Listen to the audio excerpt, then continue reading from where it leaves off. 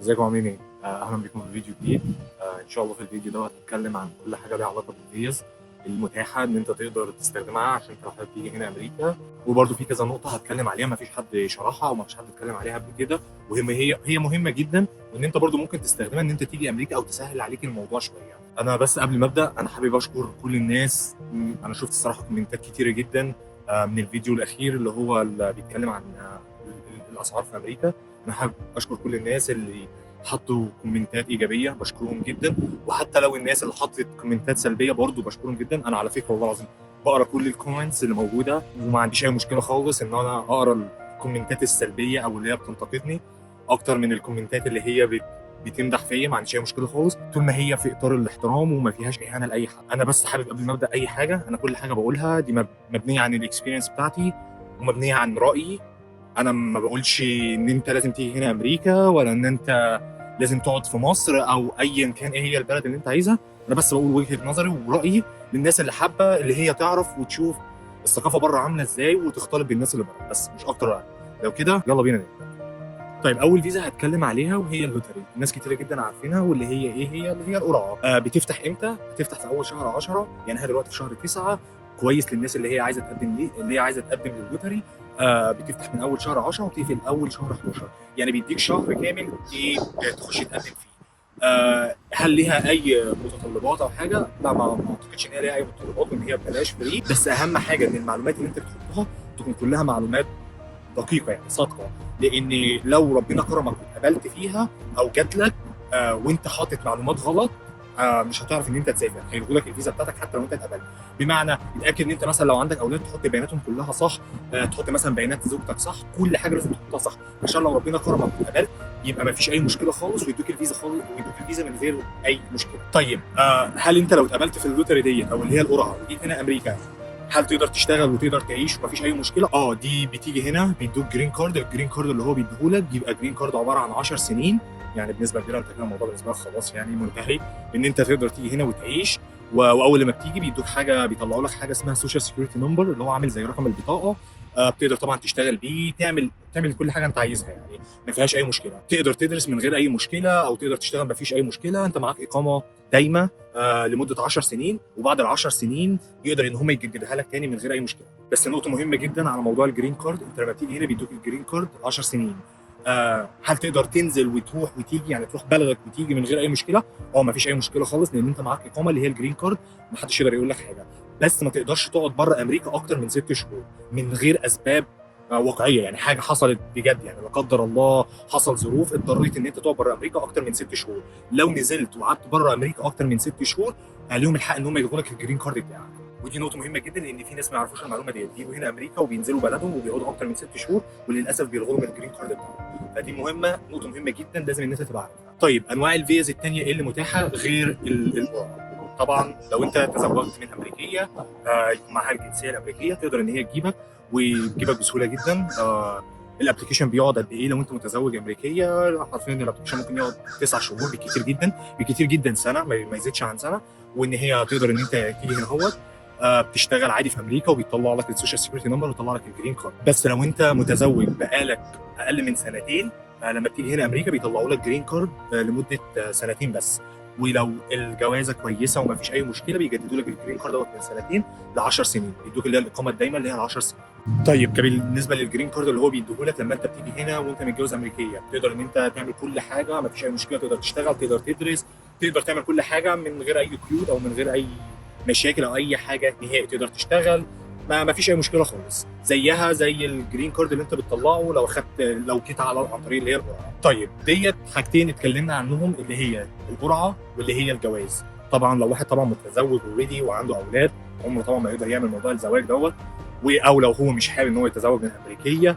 وعلى فكره مش شرط، يعني في عرب كتير جدا معاهم الجنسيه الامريكيه، يعني ممكن تكون مسلمه ومتدينه ومفيش اي مشكله ومعاها الجنسيه الامريكيه، يعني مش لازم ان هي تكون امريكيه في كل حاجه، يعني مش شرط. يعني في ناس كتير جدا مسلمين هنا عرب معاهم الجنسيه الامريكيه يعني، ومفيش اي مشكله خالص. بس لو انت متزوج مثلا وعندك اولاد وموضوع الجواز دوت مش متاح، ما تقدرش ان انت تيجي هنا امريكا بموضوع الجواز دوت، وجربت موضوع اللوتري دوت، ومثلا ربنا ما وفقكش مثلا ان انت تيجي عن طريق اللوتري، هل في طرق تانية تيجي بيها امريكا؟ ممكن تيجي بيها امريكا، بس بتبقى اكتر تعقيدا شويه. طيب تعال نتكلم على كل واحده فيهم، ونتكلم على مميزاتها ونتكلم على عيوبها. اول حاجه تعال نتكلم عن الفيزا السياحه. طيب الفيزا السياحه دي عباره عن ايه؟ بتروح تقدم على السفاره على فيزا سياحه، على ما اظن سعر الفيزا $185 او حاجه زي كده. بتروح تقدم عليها وتقول لهم ان انت عايز تيجي هنا امريكا زياره. طيب انت ايه المطلوب منك عشان خاطر يتوافق لك على الفيزا ديت؟ مفيش حاجات ثابته او مفيش قاعده ثابته، لان اللي بيوافق لك على الفيزا هو القنصل.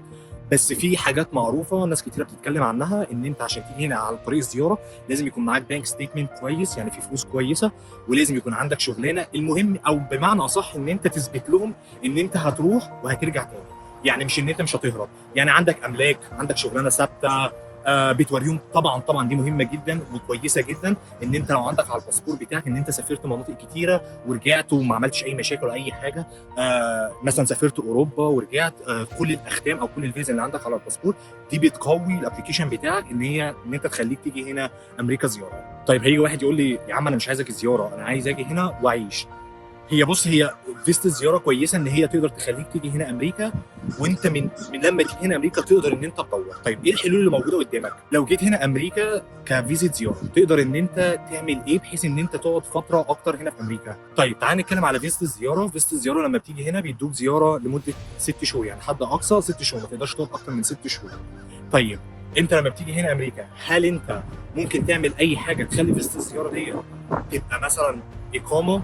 هو صعب ان انت تخليها اقامه، لان انت لو جيت هنا فيزا زياره وعايز تخليها اقامه يبقى ما قدامكش حل غير ان انت تتجوز، بامانه يعني ما قدامكش حل غير ان انت تتجوز من امريكيه عشان خاطر تغير الفيزا بتاعتك من فيزا زياره لاقامه، لان انت ساعتها هتبقى متزوج. طب انت ممكن تعمل ايه؟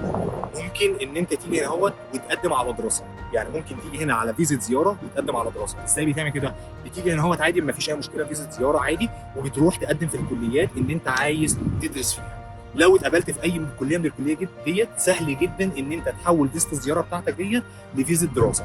او الحاجه الثانيه ان انت تقدر تعملها، وناس كتير انا عارف ان هي هتتريق على الموضوع دوت، في ناس كتيره جدا بتيجي هنا هوت على اساس ان هي فيزا زياره، وبييجوا هنا هوت يقدموا على حاجه اللي هي اسمها لجوء سياسي. ايه هو اللجوء السياسي؟ ان انت حرفيا اكنك بتقول ان انت مضطهد في بلدك. ايه هي مثلا الاضطهادات؟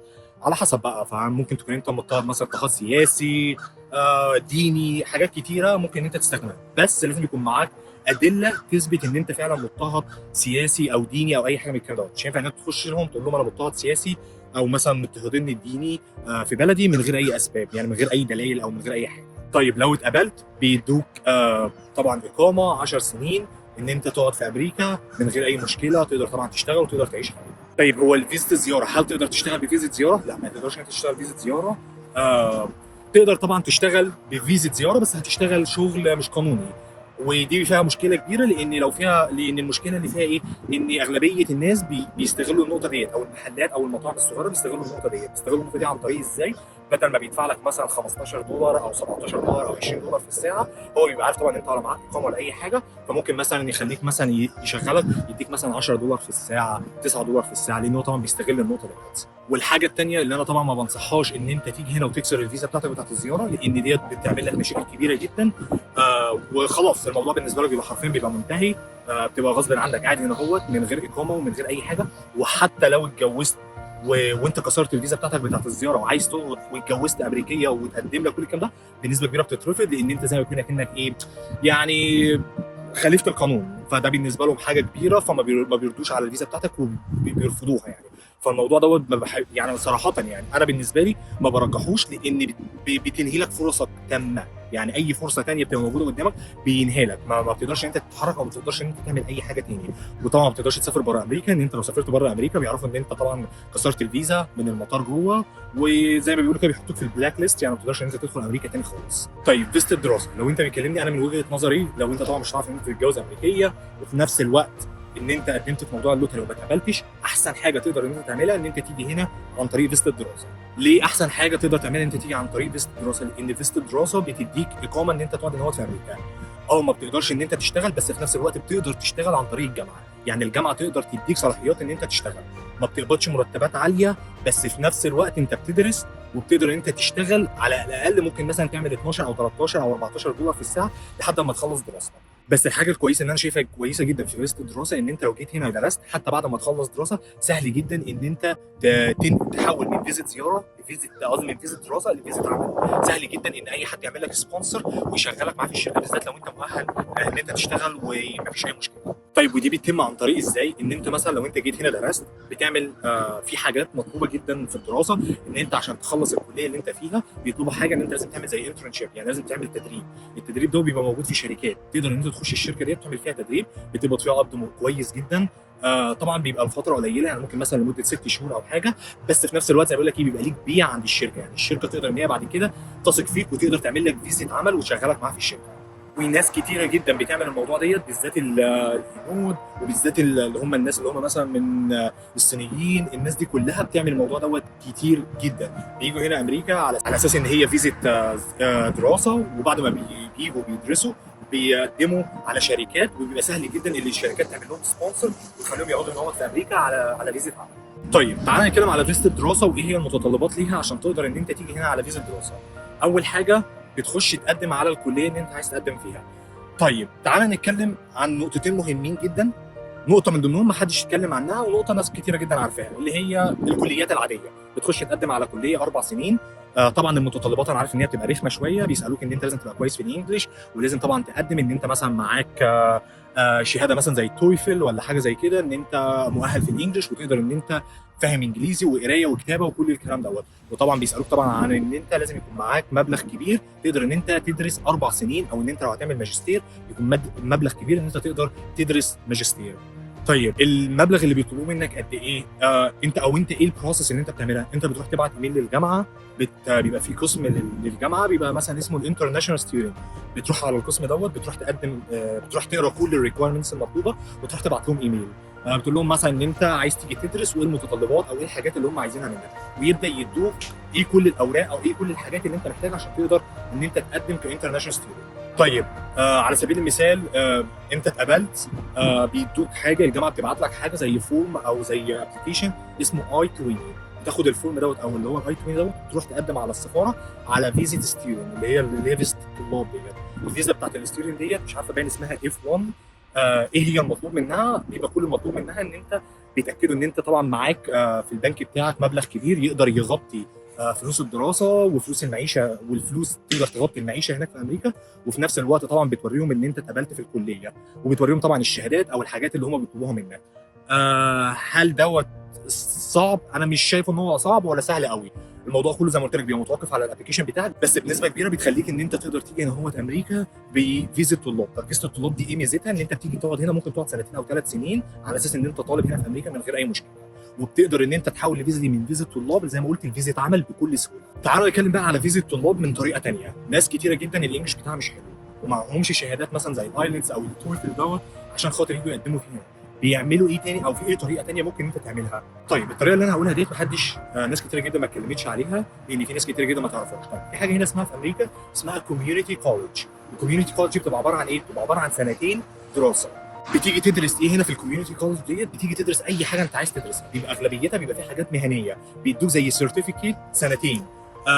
الحاجات المهنيه زي ايه؟ ممكن مثلا تدرس حاجه ليها علاقه بالحلاقه، ان انت مثلا تبقى حلاق او كوافير او اي حاجه من الكلام ده. ممكن تيجي تدرس حاجات لها علاقه مثلا بالميكانيكا، كهرباء، اي حاجه من الحاجات ديت تقدر ان انت تيجي تقدم عليها بحاجه اسمها سيرتيفيكيت اللي هي زي شهاده 2 سنين. طيب ايه متطلباتها؟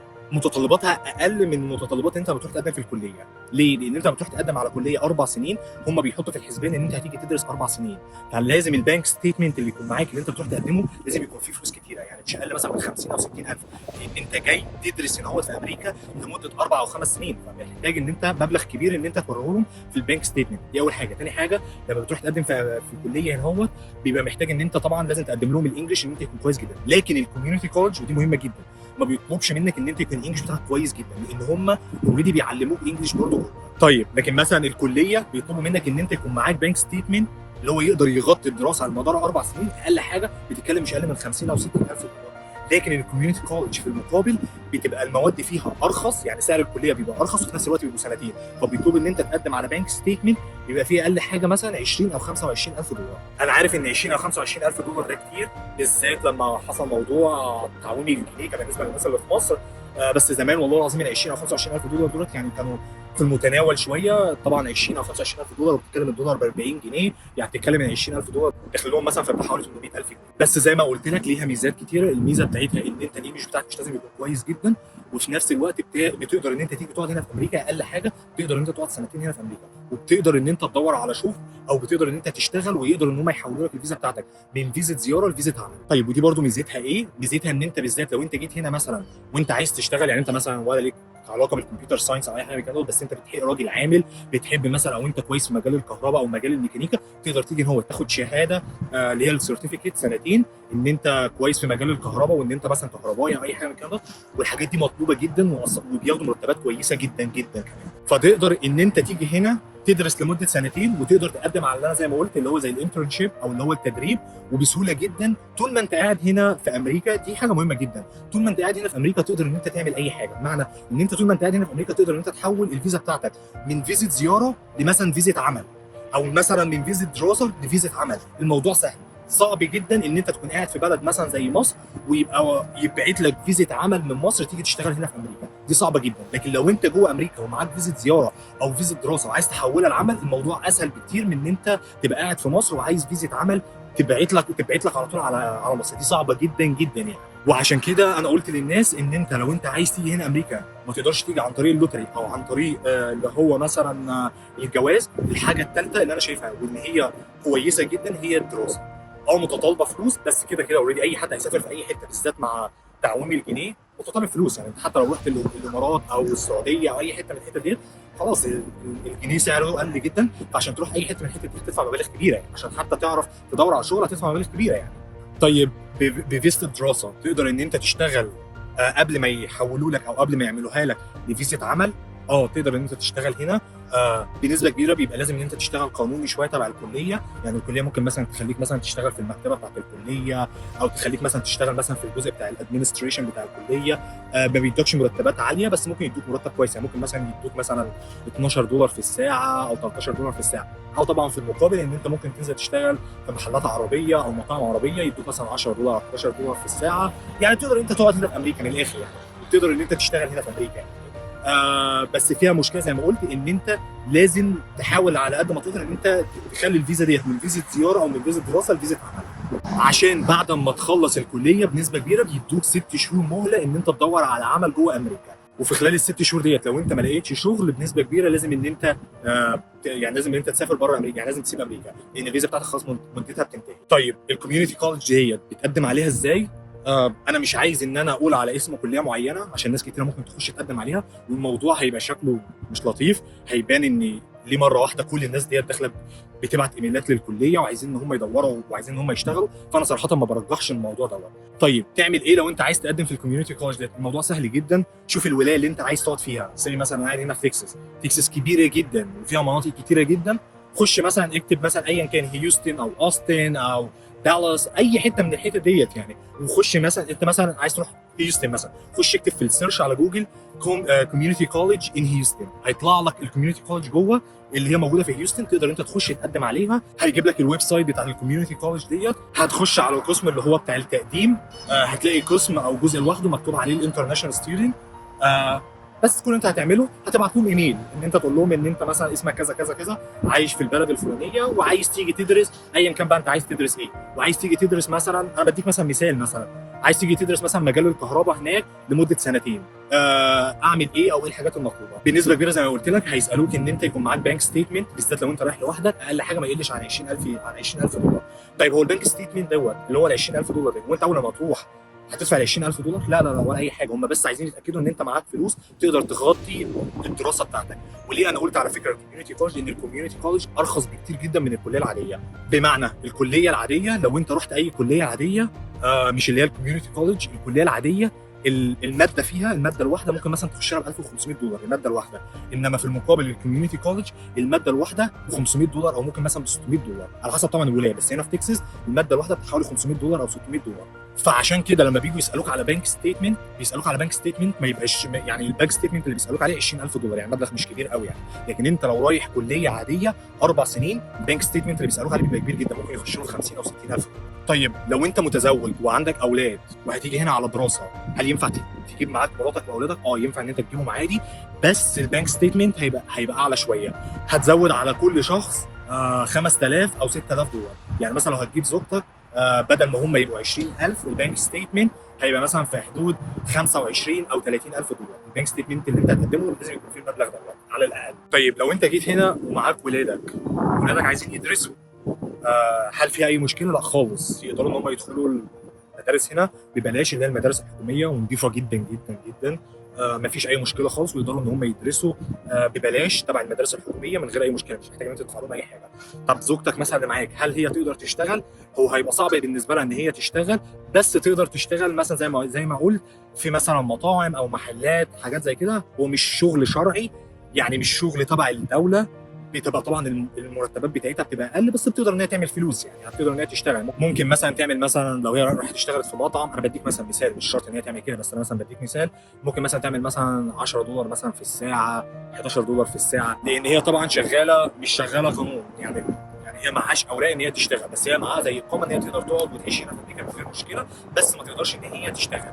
الا لو هي ممكن تعمل حاجه ثانيه، ممكن ما دام ان هي قاعده هنا في امريكا ممكن تقدم على شركات، لو هي مثلا مؤهله او ان هي مثلا معاها مؤهلات ممكن تقدم في امريكا على شركات ان هي تشتغل، ويقدروا ان هم يعملوا لها سبونسر ويقدروا ان هم يشغلوها. ليه انا بقول كده؟ لان طول ما انت قاعد هنا جوه امريكا وعايز تشتغل جوه امريكا او تقدم على فيزا عمل سهل جدا مقارنه من ان انت لما تبقى عايش بره امريكا.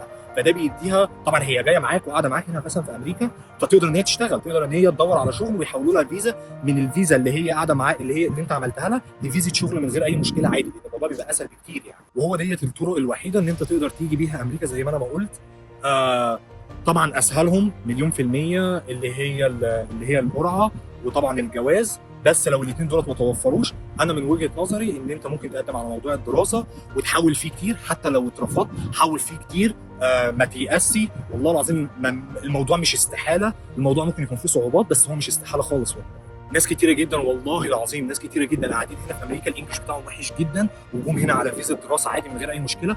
وانا على فكره اول لما جيت هنا دخلت الكوميونتي كولج واختلطت بناس كتيره جدا جوه الكوميونتي كولج ديت، الانجليش بتاعهم وحش جدا مش عارفين اي حاجه، وقدروا ان هم يجوا هنا عن طريق فيزا الزياره من غير اي، قصدي عن طريق فيزا الدراسه وعن طريق اللي هي الكوميونتي كولج من غير اي مشكله. ولما جم هنا قدروا ان هم يحولوا الفيزا بتاعتهم من فيزا دراسه لفيزا عمل من غير اي مشكله خالص، لان الموضوع بيبقى اسهل بكتير لما تبقى غير لما انت تبقى قاعد في بلدك ومحتاج شركه تعمل لك فيزا عمل من بلدك لهنا، هو دي بتبقى صعبه جدا. طيب حاجه تانية احب ان انا اقولها قبل ما اخلص الفيديو دوت، عشان ناس كتيره برضو سالت فيها، لو انت ليك اهل عايشين هنا هو يقدروا ان هم يجيبوك بسهوله، ولا الموضوع ده ولا هيعمل اي حاجه، ممكن ان هي تقوي الابلكيشن بتاعتك ان انت في حد من اهلك موجود هناك في امريكا، لكن هل دي تخليهم ان هم يجيبوك هنا امريكا او ان هم يوفروا لك على الفيزا من وهم مغمضين؟ لا، الموضوع ده صعب جدا، ملهاش اي علاقه خالص بان اهلك موجودين هنا او لا، واهلك ما يقدروش يعملوا لك فيزا عمل عكس الدول العربيه مثلا زي الامارات والسعوديه. لا، هنا الموضوع ده صعب جدا، ما يقدروش ان هم يعملوا لك فيزا عمل من هنا من امريكا لبلدك ويجيبوك من بلدك على فيزا عمل، دي صعبه جدا جدا يعني. واكتر دليل على كده الناس اللي هم بييجوا مثلا من الهند ومن الصين بنسبه كبيره بيجوا هنا عن طريق الدراسه، ومن الدراسه بيحولوا الفيزا بتاعتهم من دراسه لفيزا عمل من غير اي مشكله. طيب لو انت قعدت هنا جوه امريكا ولقيت فرصه شغل ومثلا حولت الفيزا بتاعتك من فيزا دراسه لفيزا عمل، الفيزا دي بتبقى عباره عن ايه؟ الشركه بتعمل لك زي سبونسر لمده سنتين وبتبدا تجددها لك بعد كل سنتين. طب لو لا قدر الله الشركه مثلا مشيتك بعد سنتين او قبل السنتين، ايه الحل؟ بيدوك مهله على ما اظن من 3 ل 6 شهور ان انت تقعد هنا في امريكا وتدور على شغل، وزي ما انا ما قلت الموضوع بيبقى اسهل بكتير جدا ان انت تدور على شغل من جوه امريكا عن لما تكون بره امريكا. بس ودي كل حاجه ليها علاقه بالفيز او ازاي تقدر تيجي هنا امريكا، وانا شرحت كل الطرق اللي موجوده ان انت تيجي بيه هنا امريكا. لو حد عنده اي سؤال حطه في الكومنتس، وانا والله انا بقرا الكومنتات كلها وان شاء الله هرد عليها. وبرد عليها، وفي ناس كتيره جدا بيتكلمني على فكره على الفيسبوك على الخاص، وبرد عليهم من غير اي مشكله، ما عنديش اي مشكله خالص. فبس حط الكومنت بتاعك وانا ان شاء الله هرد على الكومنتات لو في اي مشكله، او لو اي حد عايز يعرف اي حاجه. ويا ريت لو عجبك الفيديو وعجبك الشانل، يا ريت ما تنساش تعمل لايك على الفيديو وتعمل سبسكرايب للشانل. شكرا جدا، اشوفكم في الفيديو الجاي ان شاء الله.